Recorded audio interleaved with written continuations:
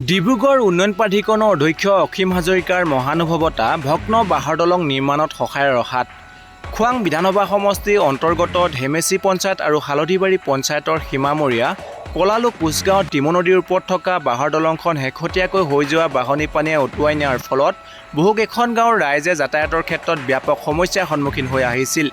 ৰাইজৰ এনে দুৰ্দশাৰ কথা জানিব পাৰি ডিব্ৰুগড় উন্নয়ন প্ৰাধিকৰণৰ অধ্যক্ষ তথা খোৱাং সমষ্টিৰ যুৱ নেতা সমাজসেৱক তথা ৰাইজৰ সেৱক হিচাপে থাকি ভাল পোৱা অসীম হাজৰিকাই ৰাইজৰ সুবিধা হোৱাকৈ নিজা প্ৰচেষ্টাৰে সহায়ৰ হাত আগবঢ়োৱাত আজি স্থানীয় ৰাইজে ভগ্ন বাঁহৰ দলংখন পুনৰ নিৰ্মাণ কৰি যাতায়াতৰ সুবিধা হোৱা কৰিবলৈ পোৱাত সুখ প্ৰকাশ কৰে। আমাৰ যিহেতু এইবাৰ বানপানীত ভাগিলে আৰু ভগাৰ পাছত এতিয়া ৰাইজৰ যোগাযোগৰ একেবাৰে দুৰৱস্থা হৈছে, সেয়েহে সমূহীয়াকৈ আমি ৰাইজে লগ লাগি এই দলংখন নিৰ্মাণ কৰি আছোঁ। আৰু ইতিমধ্যে আমাৰ চৰকাৰৰ বিষয়বিলাকো আমি বহুবাৰ দলংখনৰ কথা উল্লেখ কৰিছোঁ। বিধায়ক মহোদয়েও দলংখনৰ স্থায়ী নিৰ্মাণৰ বিশেষ ব্যৱস্থা গ্ৰহণ কৰা নাই। তেখেতক আমি স্থায়ীভাৱে দলংখন নিৰ্মাণ কৰিবৰ কাৰণে অনুৰোধ জনাইছোঁ। এতিয়া আপোনালোকে নিজা প্ৰচেষ্টাত দলংখন বনাই আছে, হয়। ইয়াতে আপোনালোকক আৰু কোনোবাই আৰ্থিক কায়িকভাৱে কোনোবাই সহায় কৰিছে নেকি? হয় হয় হয় আমাৰ মানে ডিব্ৰুগড়ৰ উন্নয়ন প্ৰাধিকৰণৰ অসীম হাজৰিকাদেৱে বহুবাৰ এই দলংখনৰ বিষয়টো ফোন কৰি আছে আৰু আজি আহি তেখেতে এই দলংখনৰ কাৰণে এটা বিশেষ সাহায্য আগবঢ়াইছে আৰু সেই সাহায্যৰ পৰাই আমি বাঁহ কাঠ কিছু কিনিব পাৰিম।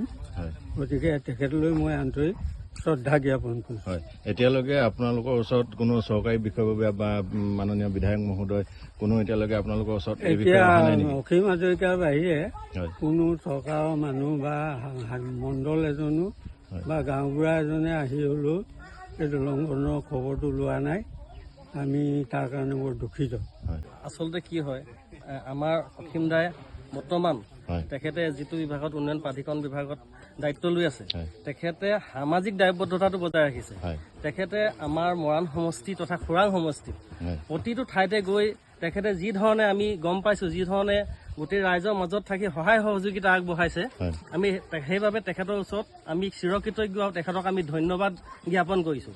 আৰু এটা কথা, এই যে 3 মাহে এই দলংখনৰ যি জৰাজীৰ্ণ অৱস্থা ভাগি ডিমু নদীত উঠি গ'ল, কিন্তু আমাৰ প্ৰধানিককে আমাৰ যি বিধায়ক মহোদয় তেখেতে অন্তত আহি পিনি এই দলংখন এবাৰ হ'লেও পৰ্যবেক্ষণ কৰিব লাগিছিল। তেখেতে এবাৰো অহা নাই। তেখেতৰ এইটো দায়িত্ব আছে নাই নাজানো, আমি ভাবোঁ তেখেতৰ দায়িত্ব নাই। যদি থাকিলেহেঁতেন এই ৰাইজৰ উন্নতি খাতিকে, 2খন গাঁৱৰ উন্নতি, 2টা পঞ্চায়তৰ উন্নতি খাতিকে তেখেত আহিলেহেঁতেন। আৰু নহা খাতিকে আমি অতি দুখিত।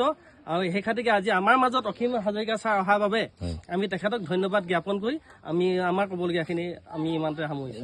ইয়াতে এই দলংখন আপোনালোকৰ মূল যাতায়াতৰ ব্যৱস্থা, ইয়াতে কেইখন গাঁও আপোনালোকৰ সংলগ্ন হৈ আছে? এইখন হালধিবাৰী পঞ্চায়ত আৰু ধেমেচি পঞ্চায়তৰ যোগাযোগৰ একমাত্ৰ মানে দলং।